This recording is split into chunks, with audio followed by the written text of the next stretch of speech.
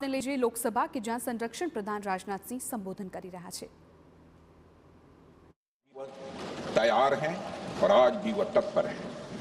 साथ ही मैं उन सैनिकों की स्मृति को भी अध्यक्ष महोदय नमन करता हूं जिन्होंने की भारत की एकता और अखंडता सुनिश्चित करने के लिए अपना सर्वस्व बलिदान कर दिया। मैं पूरे देश की तरफ से सेनाओं के सभी जवानों के प्रति कृतज्ञता व्यक्त करता हूं। अध्यक्ष महोदय, आज मैं आपकी अनुमति से ऑपरेशन सिंदूर से जुड़े कुछ महत्वपूर्ण तथ्यों और विषयों को सदन के समक्ष रखने के लिए यहां खड़ा हूं।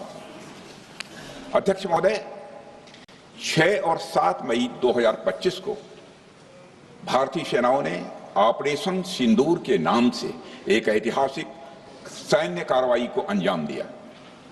यह केवल एक सैन्य कार्रवाई नहीं थी, बल्कि यह भारत की संप्रभुता, उसकी अस्मिता, देश के नागरिकों के प्रति हमारी जिम्मेदारी और आतंकवाद के खिलाफ हमारी नीति का एक इफेक्टिव और डिसाइसिव डिमॉन्स्ट्रेशन था। अध्यक्ष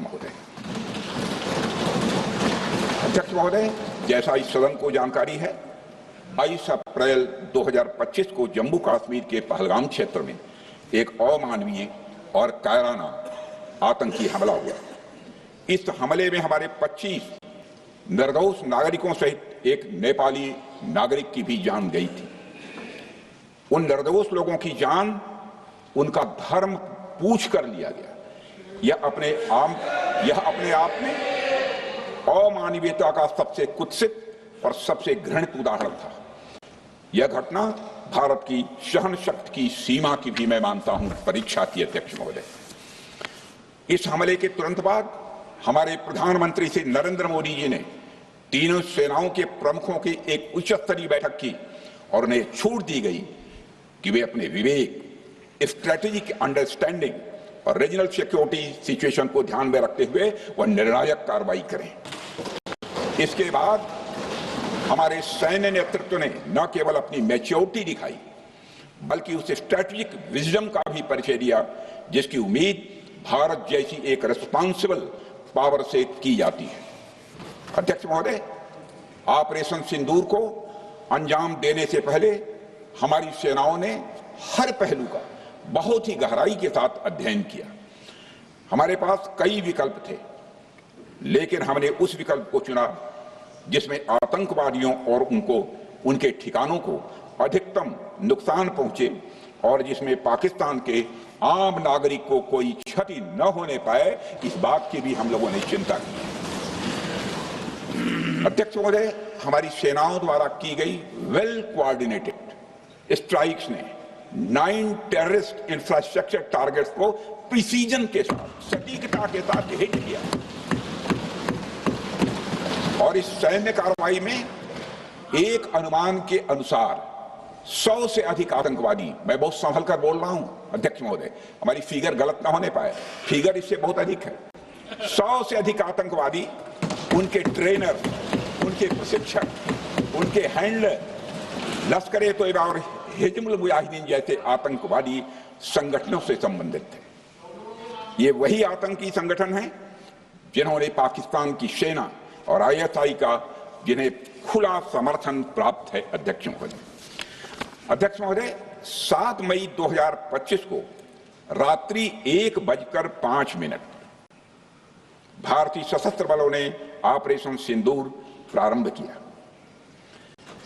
जिसमें पाकिस्तान और पाक ऑक्युपाइड कश्मीर में भारत के खिलाफ आतंकी गतिविधियों से जुड़े 9 स्थानों को निशाना बनाया गया।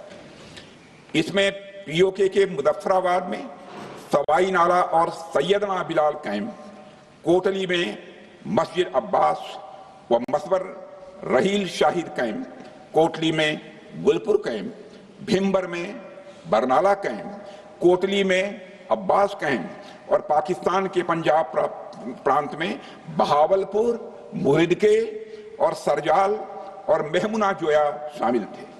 इनमें से 7 आतंकी शिविरों को भारतीय सेना ने पूरी तरह से नष्ट कर दिया,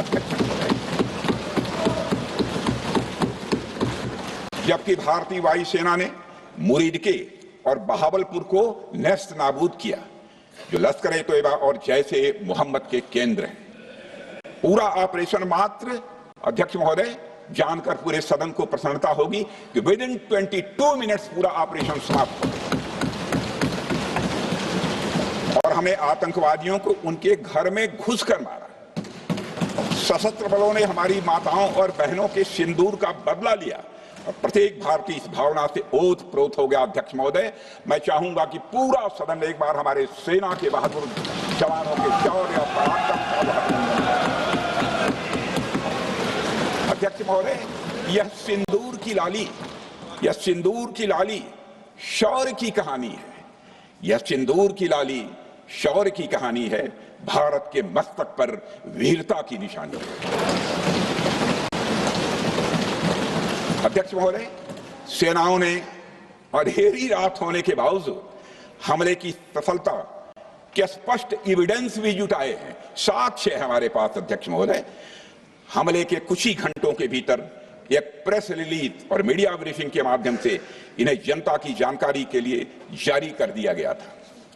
मुझे यह पुष्टि करते हुए गौरव की अनुभूति हो रही है कि सशस्त्र बल अपने सभी मिशन ऑब्जेक्टिव्स को पूरा करने में पूरी तरह से सक्षम रहे और साथ ही कामयाब रहे।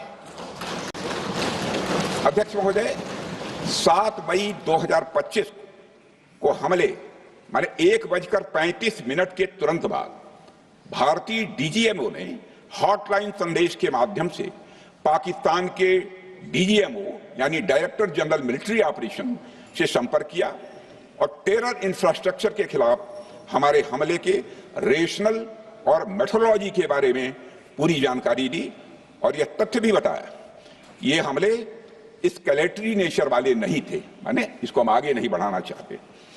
जिन मोहि मारा तिन मोहि मारे। अध्यक्ष महोदय, इस प्रकार प्रभु हनुमान ने लंका में अपनी रणनीति बनाई थी, उसी प्रकार हमने भी उन्हीं को निशाना बनाया जिन्होंने हमें नुकसान पहुंचाया था।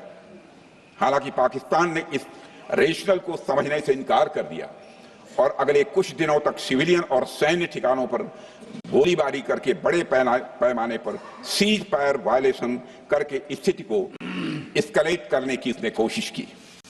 अध्यक्ष महोदय, 7-8 मई 2025 की रात को क्लियरली आइडेंटिफाइड आतंकवाद संबंधी ठिकानों पर हमारे सफल ऑपरेशन के बाद, सफल हमले के बाद पाकिस्तान ने स्थिति को एस्केलेट कर दिया और अनमैन्ड एरियल सिस्टम और अन्य साधनों का उपयोग करके भारतीय वायुसेना के बेसेस, भारतीय वायुसेना के सेंसर्स और सेना के फॉर्मेशन हेडक्वार्टर से लेकर ब्रिगेडों तक पर भी उसने हमला कर दिया।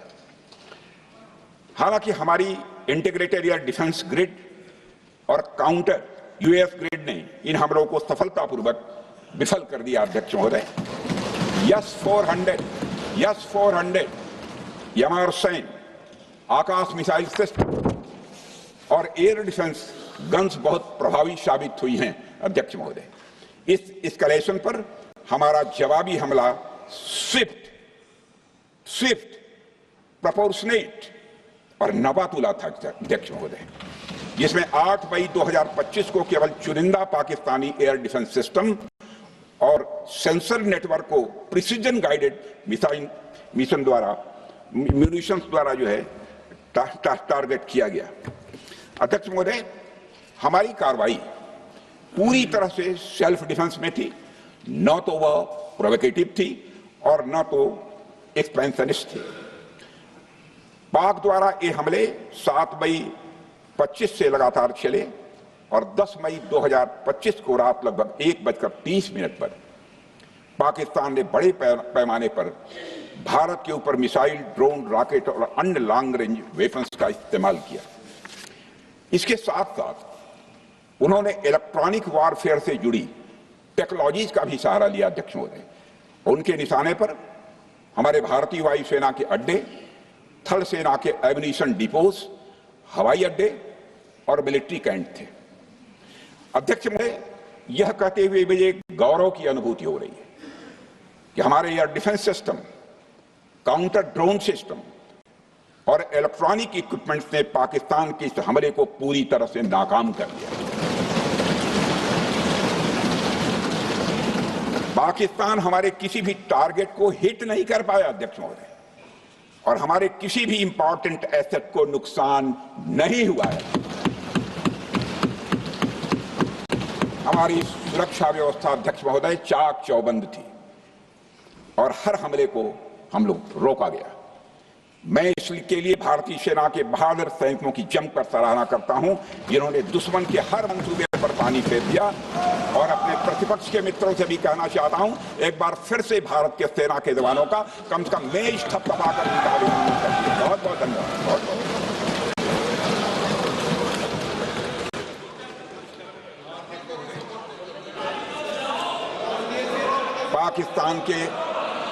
पाकिस्तान के इस हमले के जवाब में हमारी कार्रवाई साहसिक थी, ठोस थी और प्रभावी थी। भारतीय वायुसेना ने वेस्टर्न फ्रंट पर पाकिस्तान के हवाई अड्डों, command and control systems, military infrastructures और एयर डिफेंस सिस्टम को निशाना बनाया और इस